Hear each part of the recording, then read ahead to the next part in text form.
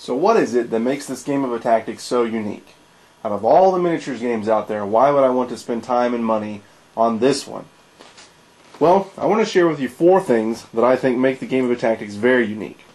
The first thing, and probably the most unique thing about this game, is the way that the figures move about on the playing field. There are several miniatures games out there where figures move about on the table, and usually it requires some sort of a grid or a special playing board that is used in the game. But Attacktix is unique in that it doesn't need any of that kind of stuff. All you need is a flat surface.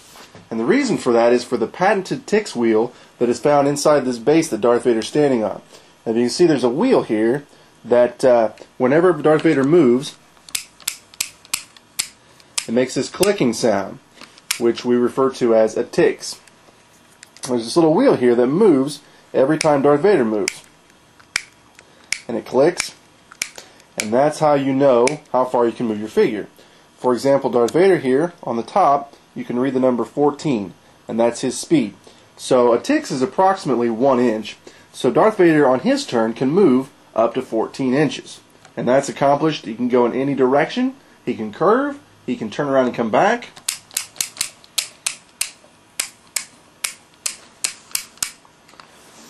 So that right there really sets Attacktix apart from a lot of other games. It really removes a lot of limitations that you come across. Because of that, you can play on your dining room table, you can play on your kitchen floor, you can play out in your driveway. Anywhere that you can find a flat surface. The goal of the game of Attacktix is to be the last one standing. Now that's accomplished by knocking down your opponent's figures. And so the second thing that makes Attacktix a very cool and unique game is the way that this is accomplished. The figures actually have spring-loaded attacks that knock each other down. Now currently there are 3 different types of offensive attacks. We have a launcher, we have prodders, and we have strikers. Representing the launchers, we have Overhaul from the Transformers line of Attacktix. Now what makes him a launcher is the fact that his gun, or here it's his arm, is spring-loaded and fires a projectile out of it. Okay? So let's see this in action. We'll remove Logray for a second. Set Electro over there, and Overhaul knocks her down. The second style of attack is called a prodder, and at least that's what I call him. Call him a prodder, which I believe comes from the video game Worms.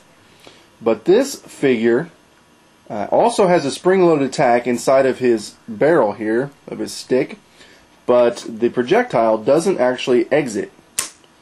And so he has a short-range attack, and because of that, he actually has a higher speed. Overhaul only has a speed of 4, while Logray here has a speed of 10. And so he has to get closer in order to attack, but this is how his attack works. Again, we'll use Electra as our test subject, and so Logray gets right up close and knocks her down. The third and most powerful type of attack is the striker. Strikers are powered by a spring that's inside of their waist, or with Electra it's a little bit lower than that. But the way that works is you pull her back and let go. And so Electra wasn't too happy there to be knocked down by Logray, so she's going to return the favor. Now the third thing that really makes Attacktix cool, and something that adds a high degree of unpredictability to the game, is the special power. Now, almost every figure has a special power that's located on the bottom. And so we already saw that the goal is to knock figures down. When they're knocked over, you look and see what this says here. And for example, Darth Vader says, recover. If white, stand up Darth Vader if you have another figure in play. So, when Darth Vader's knocked down, you look inside, and remember when he moves, that ticking sound that happens, well, that also rotates and alternates inside of his base a wheel that has black and white spots on it. And different figures have a higher or lower number of white spots.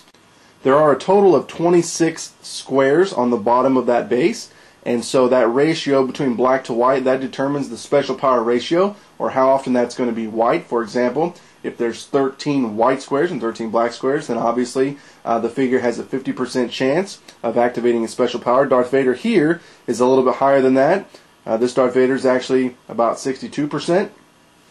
And all he needs to stand up is one other figure on his team. And there's a wide variety of special powers, but as he moves around the table, that wheel is turning and you have no idea whether it's black or white.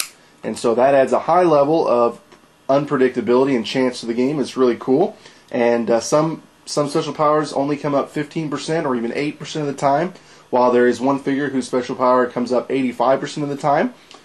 Now, even the 15% chance, while very, very low, still happens, and sometimes figures with very high ratios are black, and so it's just not something you can count on. So I really like that about the game of Attacktix, that as good as you are, if the special powers just aren't working in your favor today, then you can just lose. If you're not such a great player, but your figures just keep coming up white, then you have a better chance to win. So I really like that about the game of Attacktix. Now the final thing that I wanted to mention is just the high degree of innovation that Hasbro continues to introduce into this game. They've done a really good job of continuing to push the envelope and try new things, and I just have a few things here to represent. We saw Overhaul, who has a very interesting looking projectile here, and there's a wide variety of figures that have different looking bullets, and I think Hasbro has done a really good job of designing a lot of variety here. See, this Hammerhead has like a net that he shoots. Boba Fett, for example, has a bullet on his back, and so he bends over in order to shoot his missile. Optimus Prime has a giant projectile, the largest one to date. Some figures still have very small projectiles, such as this Decepticlone here. And then there's a more standard, larger missile, such as what Han Solo has. Scoot over, fellas. Right there. Can you see that? So that's just some of the variation in the different styles of launchers. There's also been different kinds of prodders. We already saw Logray. Here's a Transformer figure, Sky Blast, who has got a spear that goes quite well with his character. And we also have the Tusken Warlord, who can shoot the end of his gaffy stick out, like so. And we know we'll continue to see more innovations in this area. Hasbro has also done a really cool job of coming up with a variety of strikers. We already saw Darth Vader, who has a lightsaber, and Elektra here. But we also have some more interesting figures, such as Battle Ravage, who has a mace, like a ball and chain sort of thing here, that he can swing around. Or we have General Grievous, who actually has two lightsabers in his attack. There's a figure like Chewbacca, whose attack goes up. And then there's the figure like the Thing, whose attack goes down. So we have a wide variety of differences there. And then we also have effects figures, figures that don't attack, but they help you out in some way. There's several of these. These are just two examples that I wanted to show.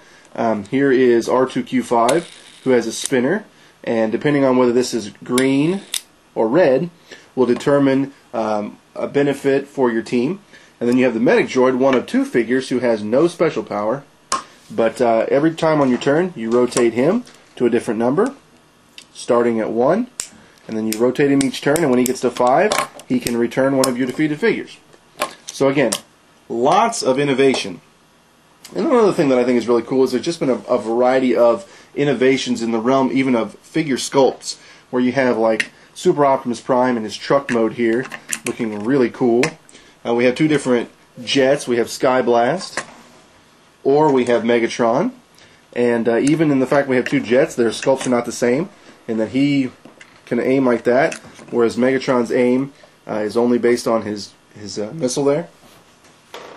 So to sum up, there's 4 things that make Attacktix really unique.